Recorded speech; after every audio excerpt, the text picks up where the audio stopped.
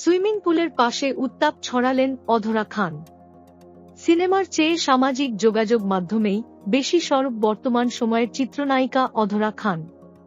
ব্যবসায়িক কারণে বছরের অধিকাংশ সময় বিদেশে ভ্রমণে থাকেন তিনি। সেখান থেকেই বিভিন্ন মুহূর্তের স্থিরচিত্র শেয়ার করেন ভক্তদের সঙ্গে। ঈদের চতুর্থ দিন নিজের ফেসবুক অ্যাকাউন্টে উত্তাপ ছড়ানো একাধিক ছবি প্রকাশ করেছেন অধরা, যেখানে দেখা গেছে সিঙ্গাপুরে এক সুইমিং পুলের পাশে দাঁড়িয়ে খোলামেলা পোশাকে ধরা দিয়েছেন এই নায়িকা।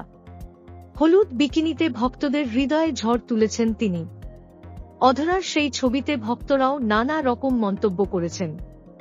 কেউ কেউ তার বিদেশ ভ্রমণ নিয়েও প্রশ্ন তুলেছেন। যদিও শেষবের কোনো মন্তব্যেই জবাব দিতে দেখা যায়নি নায়িকাকে, বরং দেশের বাইরে সময়টা বেশ উপভোগ করছেন তিনি। সম্প্রতি ঋতুকামিনী সিনেমার শুটিং শেষ করেছেন অধরা খান। এতে তার বিপরীতে রয়েছেন আব্দুন নূর সজল।